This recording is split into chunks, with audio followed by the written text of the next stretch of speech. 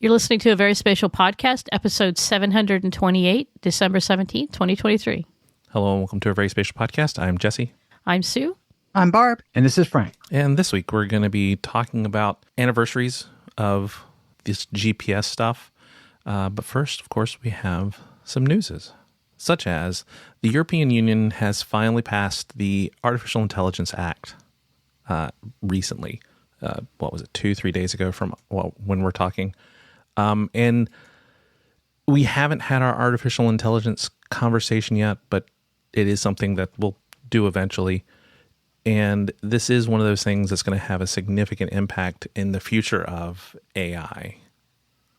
China's got their policies kind of set up.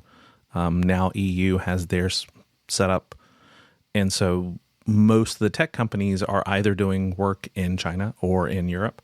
Europe's is much more constraining in many ways than China's. The U.S. hasn't really set up an act yet that focuses on AI. It's been more about conversations. So this is going to be the thing that legislatively is going to have an impact on companies that are working on AI in terms of, you know, what they need to be looking at in terms of ethics, in terms of what they're looking at in terms of technology, in terms of how they're interacting with population, and of course, especially for things like generative AI, the type of data sets that are being used and consumed for training these AI. So all of these type of things are tied up in this AI Act of the EU. Yeah, and it's not all uses of AI. So there are some definitions there, and we've got AI everywhere embedded in things, and it's not everything. It's just, what do they refer to it as, high risk AI systems, and yeah. So it spells out a lot of things like that as well. It's got a smattering of the three laws of robotics kind of interwoven in there. There's a faint echo of that. So if you're familiar with those, that's kind of the way of thinking. Basically don't screw anything up for real people. That's one didn't read of that act. Yeah, I mean, I think we all have to start with Asimov. Yeah, kind of starting with these conversations back in the 50s or 60s, whenever he was writing. 50s. Pretty sure iRobot came out like in 58 or something like that. Yeah, so it's got to be there because it's important to us geeks. And the geeks are the ones who are doing the AI stuff. So there you go. It's interesting to me, but once again, going back to what everyone said, AI's been around a while. I worked at a company that did AI. My father worked in AI. That's, going back, several decades to when it was being used by industry. So in some ways, I feel like this is needed, but also reactive. It will be interesting to see how it ultimately applies and works out. Well, it's kind of like the conversations with drones and QSAS and those type of things. Once you reach a threshold, suddenly there needs to be some sort of governance in place to kind of give the lawmakers something to respond to, because there will be court cases about these things and have been, and it'll keep going forward. We have these conversations of closed circuit TVs, and yeah, part of that conversation was about the hardware itself, but a lot of that is about facial recognition and the AI that underpins that. But yeah, I mean, we've been using expert systems and neural networks and all kinds of AI for decades, for everything from satellite image and classification to, just everything. It's interesting you mentioned the training thing, because I don't have a link in the show notes, but there is a article I read a couple of days ago about AI. It started training itself from its own products inadvertently. It's just AI generated images and things like that. It's using in text. It's using to train itself. So there's a weird circular thing going on, and nobody's really sure how much is this going to magnify error. It's very fascinating. It is, and going back to what Jesse said, I think that's going to be an interesting tech problem for the people to work out, and on scramble if they can, because. And I think a lot of this is going to go back to the copyright. A lot of these issues are what's happening with people's ownership and what they've created, and how to keep it from being just used in ways that they didn't intend without payment. But we haven't had our conversation about AI. Yeah. We have many conversations. It was a little preview probably. Anyway. Yeah. Well, no, I mean, I think our conversation is a lot more of, AI is an awesome thing, and we're talking about it in deep learning. We're talking about it, for decades in supervised, unsupervised classification and da-da-da-da-da-da-da. So there's a lot of positive. It just, whenever you start looking at it in generative, which is going to have more and more of an impact on the geospatial world at some point, it does begin to change the conversation and the approach to it. So it's just kind of a curious thing. So yeah, the other things, didn't even scroll down the page, but I don't know. Yeah, just follow the link in the show note. That takes you to a very brief synopsis, the MIT technology review of the act, but as a massive document. This was just one review that broke out 4 sections that they thought were important to focus on, but there's a lot more out there. Next up in the news, Ireland has joined the growing list of countries that have launched a satellite into space. And in the case of the Irish mission, it's actually built by students from University College Dublin. So I think a 6-year project, and named the satellite AirSat-1, and it launched on December 1st as part of a payload coming from Vandenberg space. I cannot say this. From Vandenberg in California aboard a Falcon 9 SpaceX rocket. What Sue is having I cannot problems say saying. Space Force. I can't do it. Yes, Sorry. it is. It will always be to us Vandenberg Air Force Base, but yes, technically Vandenberg Space Force Base. So it's my bad, but it's just so cool that the Irish government recognized that this is an official Irish space mission, their first attempt. And again, another example of great work to create a CubeSat, bringing that ability to get something built and launched into space, into more people's possibility space, if you will. And it's really cool. It's got a couple of experiments on it, I believe, one related to gamma ray detecting, and I think the other one was related to testing the thermal coating for future manufacturing of satellites, so just to see how that would work. And also some school, I think it was a school project across Ireland where they created a poem and actually engraved that on the satellite as well. So lots of cool stuff, cool little mission, launched on December 1st. They verified it was in orbit, So, Stu, this is the Rocket Boys type inspiring NASA type story that I think everyone's been working towards. And the article captures everything, like the poem, the students doing it. It's very inspiring to see. I know, it almost makes you want to, like, God, anybody could do it now, right? But you got to get that space on the rockets that are launching, though. So there is that little hitch there, right? You got to catch a ride with one of the NASA launches. Or NASA SpaceX, funded. yeah. So the Minister of State for Business, Employment and Retail said it didn't happen overnight. It took many years to get this to happen. So in some ways it can, feel when you're looking at student projects that it happened in a semester, but this took years to happen. And congratulations to them. So just over 25 years ago now, beginning our long discussion for the next few minutes of anniversaries, but this one kind of focused. The ISS, the International Space Station, had its first 2 sections joined. So December 6, 1998 was when the first 2 modules of the ISS were joined. And then over the next, 5 years, multiple other sections. We've had a few others since then, but really it was that first 5-year push that got most of the pieces in space and docked together.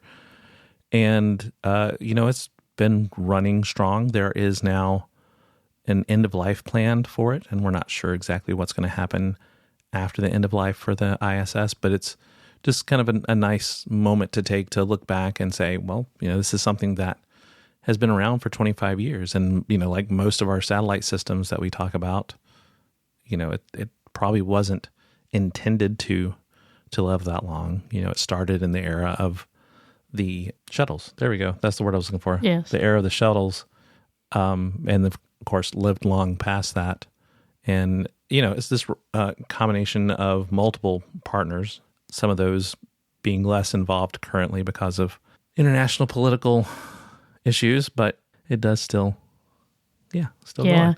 it is. Yeah, it kind of makes me sad a little bit because the fact that there has been no successor to the shuttle. I mean, we just talked about in the last news item, that SpaceX has stepped up with delivery things to orbit and stuff, but there really just hasn't been a successor to the shuttle program. And every time you look back on what was accomplished, I mean, where it was just so routine, and I'm disappointed. I mean, all through our years in the podcast, we would often comment on shuttle launches until the end of the last mission, and it's just, this is another example, right, that the ISS was from an era where there was a lot more cooperation and focus. I mean, because it's incredibly expensive to do these things, but it's just, yeah. Okay. So, yes, the last shuttle launch, we have outlasted the shuttle program, unfortunately. Which it started well before us. So yeah, it did start well before us, but it's a little. Either way. Yes. Yeah. And you can go on. I know that, for a long time, up until recently, now it's in recordings, you could go on YouTube and see just a live feed from the ISS. And it was just really neat. They would give updates, reports, live feeds. Now it's almost like a documentation of everything they've accomplished. So sometimes I like to go on there. I use it in class or just for fun. And there are still sensors, imagery sensors that are attached to this ISS that are still running as well. So you can watch the live feeds from those and get data from those as well. I can't remember if it's commercial or not, but you can watch it live. I'm just not sure if you can get the data for free. Oh, well. Either way, happy 25th anniversary to the ISS. We're sorry that you're getting ready to be decommissioned in the next decade or whenever that is. But the other thing, that was the news, is that we've also seen recently the celebration for the birthday, 50th anniversary, or anniversary and birthday, for GPS. And basically the idea or the specific technologies tied to GPS turned 50. The first launch turned 45, and the full implementation, the last of the full implementation satellites, launched 30 years ago. So, we're celebrating 50 years, 45 years, and 30 years for GPS. And of course, we could also talk about just 20 years ago when, it was 1999 when selective availability was turned off, but it took a few years for it to really gain steam and momentum. So I would argue that, we could probably say 20 years for true commercialization of the constellation. So yeah, a lot of anniversaries for this thing that is the underpinning for much of what location-based services are today. Yeah, the selective availability was really kind of interesting at how, because I remember when it happened, at how underwhelming it was. I was like, okay, whatever.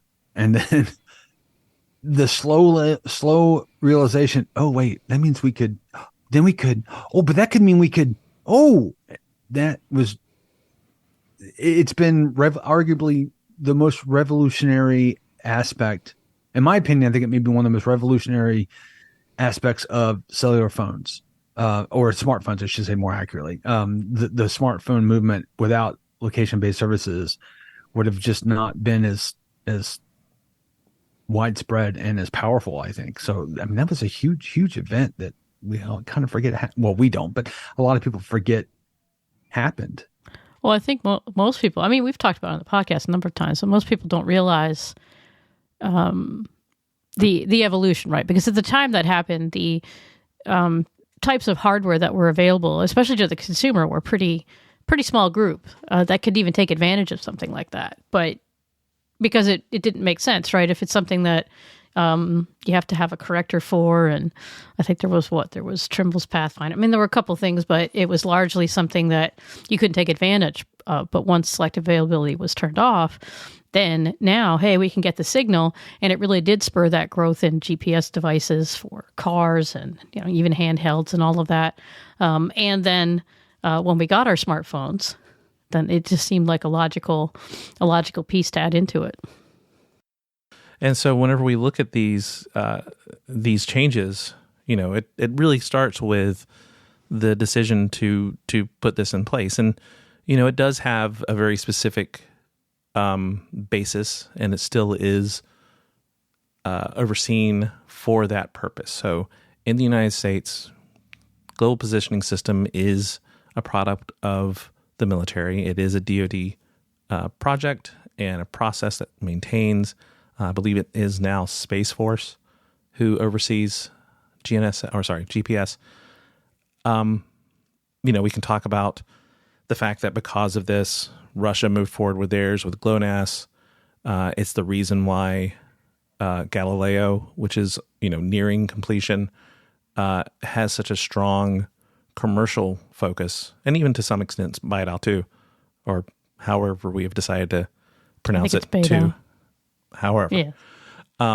Even it has a little bit more commercial capability, but all of them do still have that military underpinning and capabilities to turn off the other sections, I believe, even in Galileo, so that their original purpose has been superseded in our perspective, but it doesn't mean that those people who oversee it don't still have that main intent. So even though it's what's keeping the timing for all of our stock exchanges, and it's providing all of this data for people who are moving from place to place and making plans for different locations, it's still, for the most part, at least partially, even with Galileo, but definitely with GPS, a military system. There we go. So its origin is a little bit different than how we usually talk about it. I think some of that is just pragmatic, though, in the sense that who has the infrastructure to actually implement these things, right? So one of the great successes, I think, not weirdly, I guess, but I think of GPS is that it did spur others to say, wow, this is an amazing thing, and look at the things that we do, and look at what we're implementing to depend on it. And yes, GPS, Global Positioning System, is military, and to say that we specifically need something that will still work after, the possibility that it could be taken away from us through turning the selective availability back on. So I think that a lot of that spurred, and we have regional GNSs, right? Global Navigation Satellite Systems. I forget the SS order. And I think that any kind of military application in other areas, part of it is just who can get stuff into space and who can monitor those things, right? Who has that capability. So you're going to have to utilize some of that. But it's a lot of it is in the government.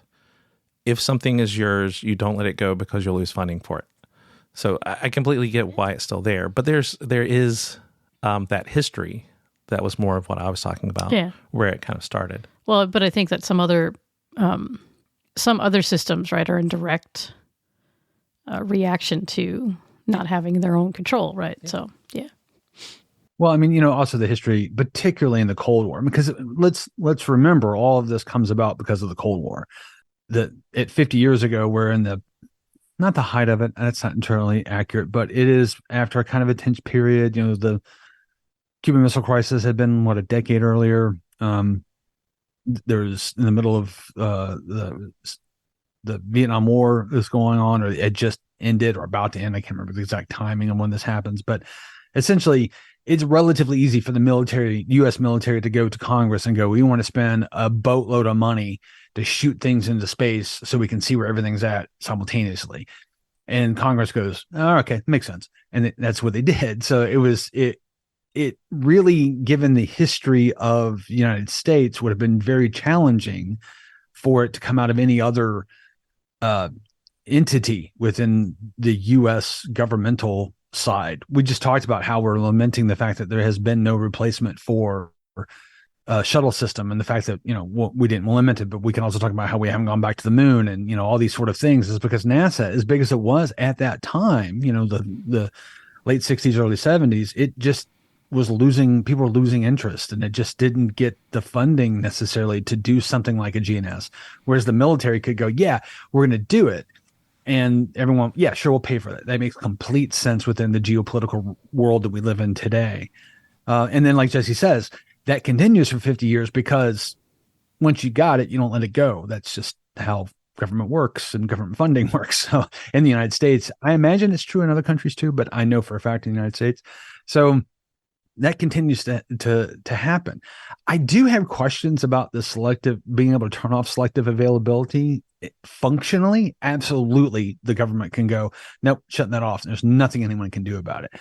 But I kind of feel like this is a little bit of a too big to fail type of scenario where like there are so many things that are tied to it that if anyone were to try to do it, there would be so many people that go, hold on a second. Now, did you think that through? And the government go, okay, well, for defense purposes, we really should be able to do this, but really we can't. Not really. I think that's where we're kind of ended up now. At least I hope we're there. Yes, I would think so. But that's why you keep awareness too, right? That these systems do this, and you don't let that knowledge kind of fall away consequence wise.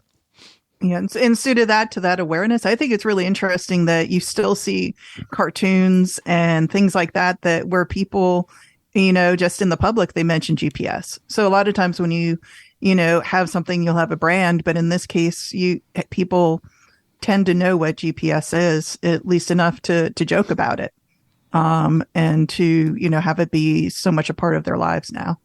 And so we get to 45 years ago where we have the launch, right? Military has gone through, made decisions. This is how it's going to work. They've done testing. Some of the testing actually started before 73 to get to the way that it was going to be.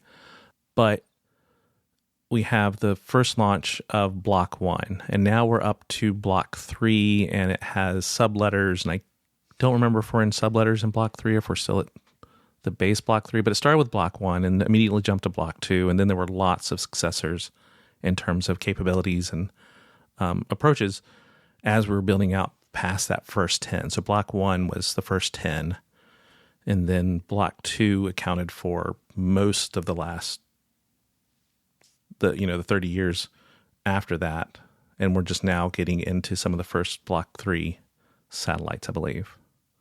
He says and forgets because he hasn't taught it in the last thought about it. And for those of you out there, maybe that I think over the years we've discussed GPS a few times, and there's lots of other places where you can get info. But if you're forgetting, right, it's the functioning constellation for global coverage has to have 27 satellites, and there are satellites on standby, and so the program has to cycle things, because if a satellite fails, there has to be one that could slide into the constellation, and then you'll have to replace it to maintain that global coverage. And those systems that are not global have smaller numbers. They have to work differently, but that is one of the things. It is a monumental undertaking, not just to get them built and launched with the cost of the hardware and all of that, but also to maintain them, as well as the ground systems that have to work on in the constellation as well. So, and Frank's absolutely right? So many things depend on it now that any attempt, I think, to try to backtrack would just have huge ripple effects. So let's see. There have been 83 satellites that have been built, and 70-something have been launched. I can't remember the exact number. Whenever you look at, this was as of August 15th, that 83 had been approved. And so it's amazing because, we go through and replace these on a regular cycle. And this is part of updating and creating new capabilities in what GPS can do. So all of that is part of that updating system. Yeah, it's not like you can, pull it into a garage and give it a tune-up. It's kind of, it just goes until it explodes, and then you have to shoot up a different one, and then go, you know what, you just turn off, you're fine. Yeah. And that's the thing, right? Going back to the shuttle. So this is gonna be the For All Mankind episode, apparently. That if we had shuttle systems still, we could go and do those things, but we don't. And for those of you who don't watch For All Mankind on Apple TV, free ad, there you go. The shuttle system continues to this day in that particular scenario. Though I haven't watched season 4. Never mind. Going back to then 30 years ago, we had a complete system. So this was before selective availability had been turned off. We're into group or into Block 2 satellites well into that era by 93. But we finally get 24 fully operational satellites up there, and we have that full constellation that we have to have for the system to be considered global, provide good data, and of course continue to launch well beyond that point. And that 24 included some failures before that point. So that was when we finally got a full constellation up that was actively working. So 30 years ago for that one. The bit we haven't talked about is we mentioned the military, but we kind of glazed over like specifically what it was designed for. And it was specifically designed to get rockets to a highly accurate place. That's what it was designed to do. So the entire idea of shrinking it down to human uses was sort of auxiliary. Words are hard sometimes. Secondary. There we go. Let's just say that to what its original intention was. And it's it's the technology that essentially allows things like cruise missiles and to work and to function. And in fact, that was a big push for what they were doing in the 90s with a lot of this. And it was sort of after that fact that surveyors, when did surveys start using GPS at any level of accuracy? Would have been the late 80s maybe. Yeah. So surveys went, hey, this has human utility really. And though I think that tanks had GPS at unit, and certainly shipping had GPS capabilities added in earlier too. But it was really that started shrinking it down to the human level and the utility in the battlefield to the individual fighting soldiers. So that was really exploded in the 90s. And then when the about 96, 97, somewhere in the ballpark, people started going, hey, this has beyond military capabilities here that we can use, that applications that might be useful. If you think about something like air traffic control, and how many things with shipping logistics, travel are, we're able to explode and expand because of GPS. But I also want to go back to the time period Frank was talking about. We also totally skipped over, the whole hidden figures period, the mathematicians and all that. Well, yeah, the getting it. Yeah. To happen. And, the 50s and 60s, and even going back to the 40s in some cases, to try to make this, how do you get something like this functioning and working?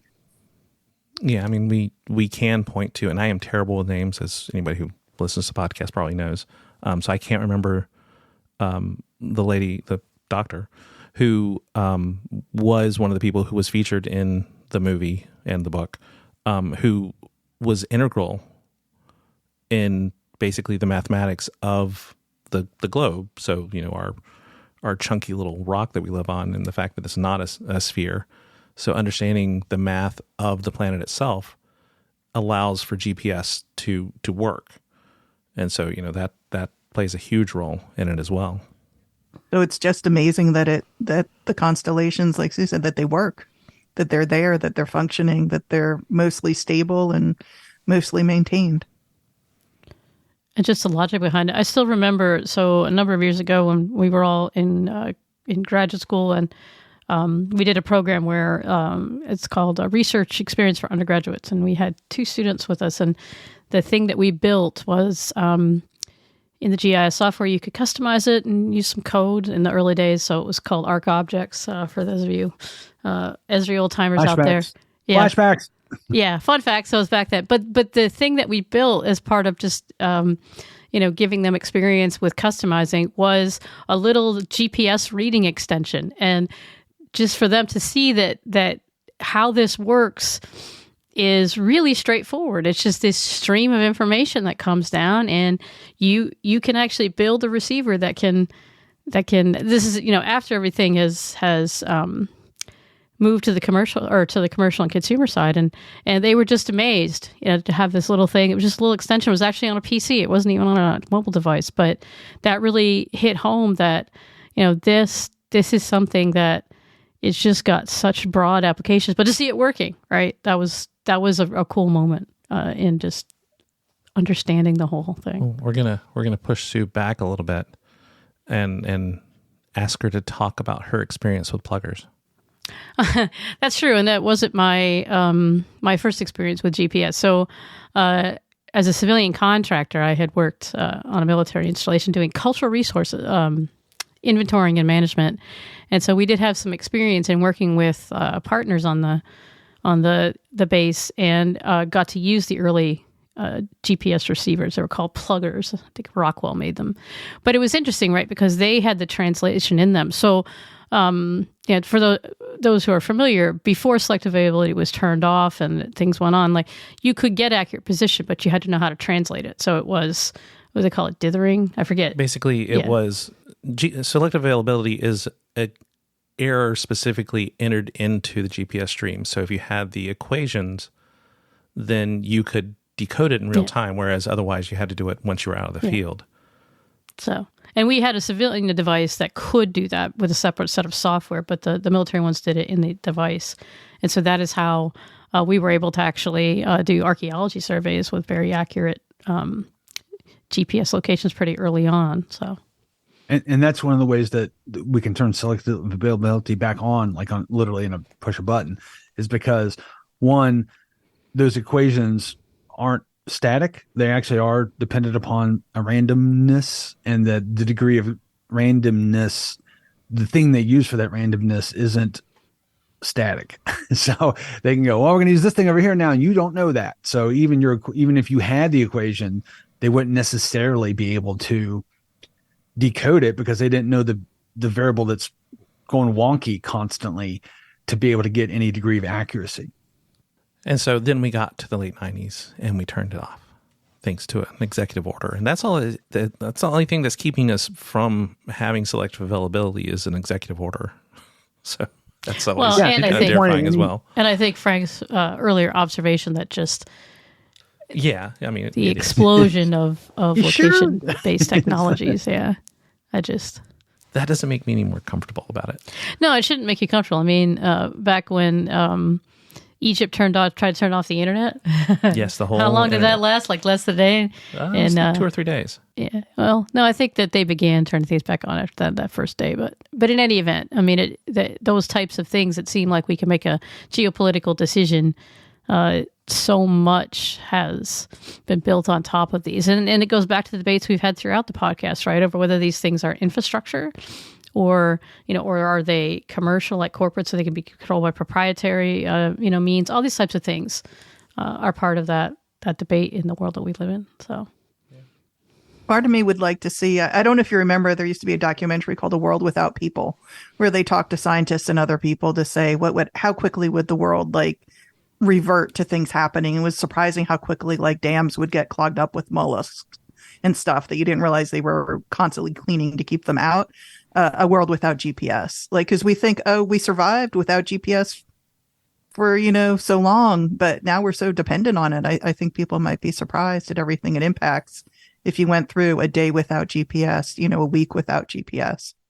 Yeah, I think the challenge there is that what we talk about as GPS is not GPS. Like, I was following the GPS in the car. Well, yeah, but no. I mean, that's not GPS. That's a receiver. That's a different, that's one piece of a much bigger puzzle.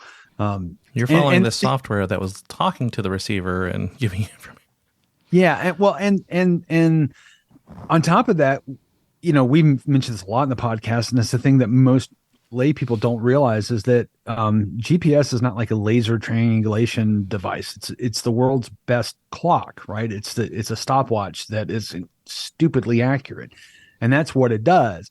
And an awful lot of systems went, well, if I need a really good, accurate stopwatch and a GPS chip costs pennies, let's just use that. Even if you're not even using location, you can use it for something like that and get some really accurate timing purposes for a whole lot of things. So GPS has actually moved beyond location to other contexts that if they were turned off, that would be a real problem. And so GPS, this awesome thing that we use every day as part of the broader GNSS, because again, most of our devices have multiple GNS receivers, and a lot of us have the ability to just switch over if we need to.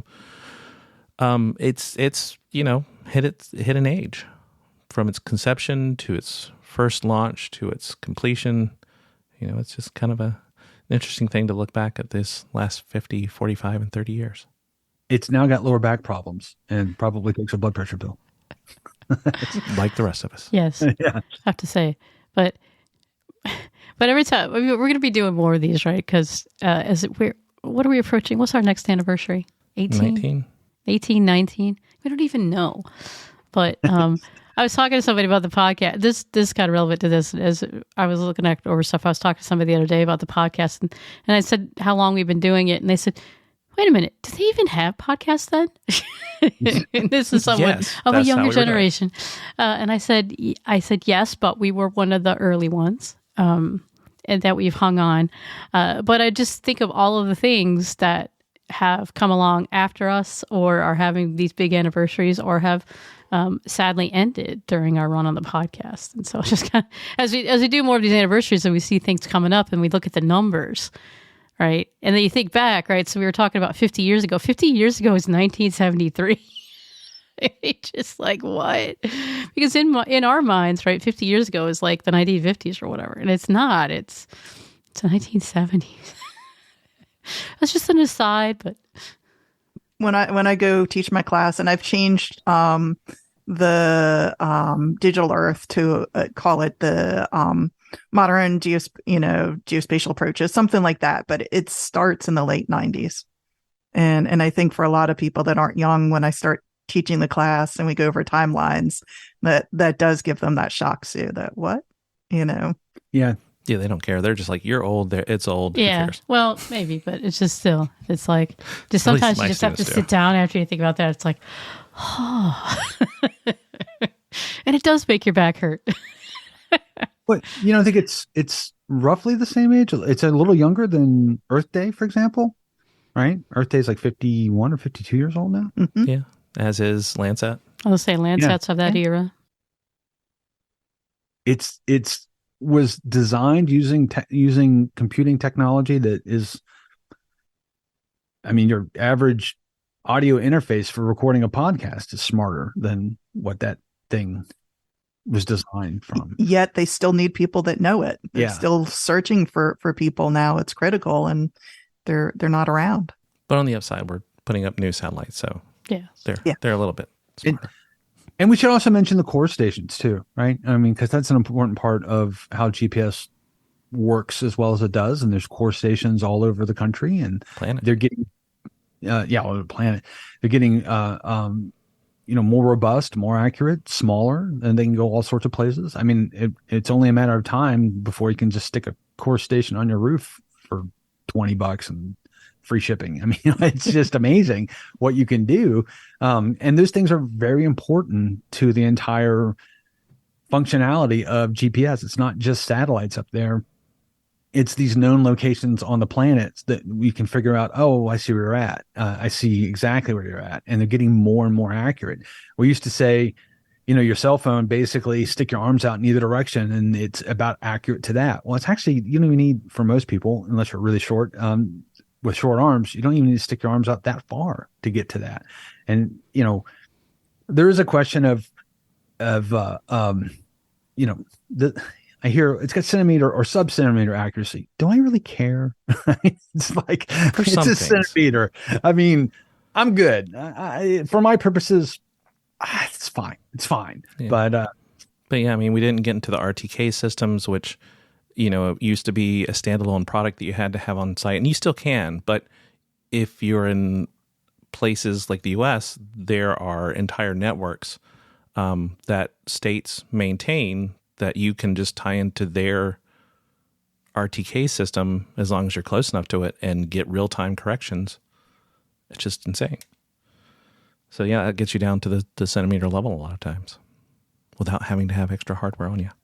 Yeah, it's amazing. It's amazing. The future is astounding. I was about to say we live in the future and we don't even realize it.